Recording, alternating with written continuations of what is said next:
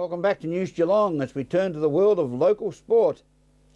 On the local cricket scene in the Geelong Cricket Association Division 1, North Geelong leads the ladder, 8 points clear of St Joseph's, who were disappointing in its final outing of 2013. After winning 5 games in a row, they went down to Grovedale at Burdu Reserve.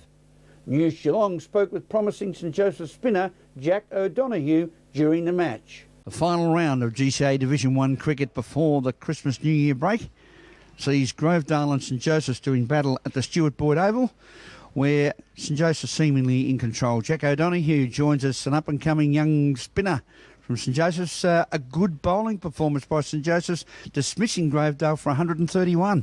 Yeah, we did well. They got off to a pretty good start. They were about 1 for 80, and I think we took 9 for 40 at the end there, so we came back pretty well, and we've been bowling well all year, so it was good to get back in the game. It was an excellent performance, you say. 1 for 89, all out for 131, taking 9 for 42, 20 extras, and only 2 batsmen getting into double figures. How did you find the track? The track nipped around a bit. There's certainly a bit in there for the seamers, but if you get yourself through it, I think there's some runs to be made. It was nice and quick with a good outfield, so I think if our boys get in, we should be able to chase them down. And that's an important part of the game today, isn't the pressure you can apply on the field when you've taken a really big step in getting the opposition out for a low score, or you've made a big score with the bat. Yeah, that's true, and we've been applying pressure pretty well, and the best thing is everyone in the team's contributed when they had to this year, so it's not just been 1 or 2. Everyone's stepped up.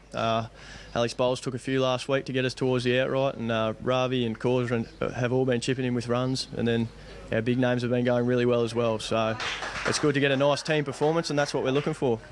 And in that game against South Barwon, we saw an outstanding team performance, and North Geelong now sitting on top of the ladder, but they've been a bit shaky with their form in recent times, so a win against Grovedale here, you could finish the first half of the season, well, certainly entrenched in second, but could even push the top spot. Yeah, that's true. We'll just make sure we get the win here, and if someone beats North, then that'd be good.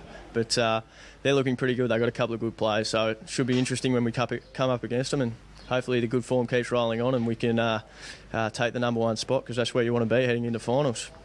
Well, congratulations on your game today and your season so far. Continuing on in the 2014 half of the season as St Joseph's continue to progress. Well done, Jack O'Donoghue. Thanks, mate. Cheers.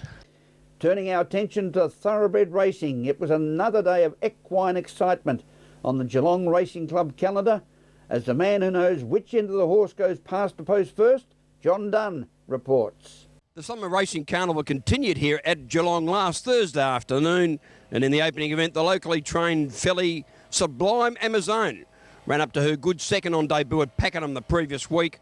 Although under pressure on the home turn, she knuckled down to her task in good fashion and scored in the opening event for trainer Heath Connors. Frome at the 200, and Sublime Amazon went to Urani. Arctic Rain and Frim and Frome starting to lift just a length behind them. It's Sublime Amazon just in front from Arctic Rain, Frim and Frome, Urani. Sublime Amazon in front, Fins all challenges off, and Sublime Amazon won at 3/4 to Frim and Frome.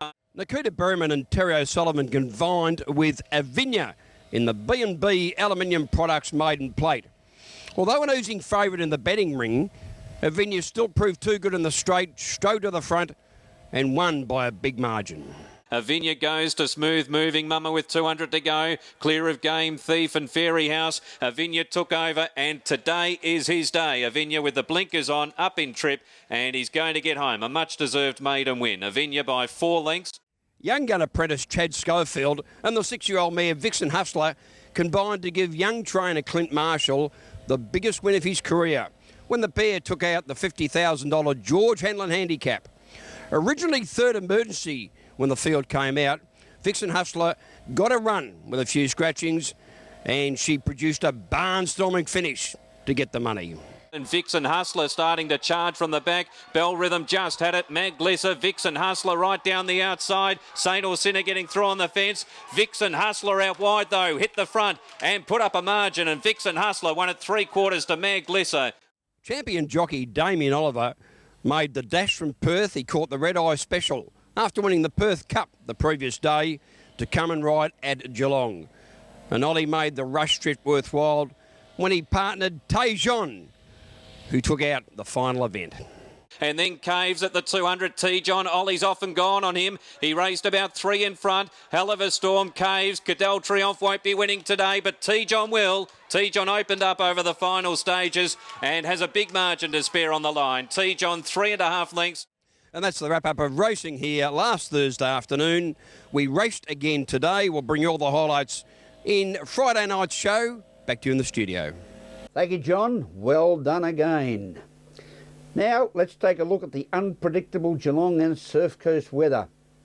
For tomorrow, Thursday, will be sunny with east to southeast winds and an expected top of 25. While Friday will be mostly sunny with east to northeast winds, becoming light in the evening and a top of a warm games record holder from Newtown and Chilwell's favourite number, 29. Today we experienced some showers this morning along the Surf Coast, turning to a sunny afternoon with a top of 24 reached about 2 o'clock this afternoon. Thank you for being with us on News Geelong this evening. Remember, tomorrow is the annual Port Arlington Mussel Festival down on the Bellarine Peninsula, starting at 9:30am through until 5pm, with over 100 food, wine and local beer tasting. Cogs will be there, featuring the renowned fat and juicy Port Arlington mussels. I'll be there.